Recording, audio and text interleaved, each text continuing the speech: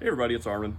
Just thought I'd show you something I'm working on here. Got a customer's car that came. It was a built motor by another shop that we know, and they are notorious for using these really cheap crank pulleys.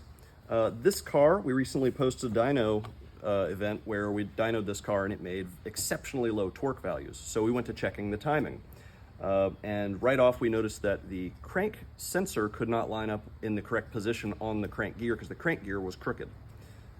Turns out the crank gear was not only installed crooked, but the timing trigger wheel is installed about 5 degrees off. So additively, with it being timed incorrectly and this being off, we weren't able to get the crank sensor into the correct position for it to read appropriately.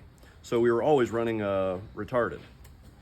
All right, so let's take a look at the difference between OEM and these aftermarket ones so you can know the difference. When we look at the aftermarket ones, it's usually pretty obvious. They do not have an LF part number on them. The LF part number indicates that it is a Mazda OEM. On the backside, it also has a sticker, and it even says Fomico right here. This one, it'll have usually an SK part number or something else. It looks like this one just has a 105076 G30 0989. The rubber on this looks like it's already been used. This looks like a very old crank pulley.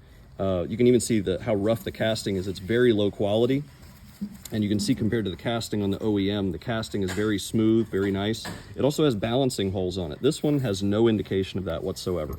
When we flip them over, you can take a look. This is the one we took off the car, obviously. It's already been scraping against the front cover in several places because, again, the casting is very poor. You can see the quality of the casting on this one is significantly better.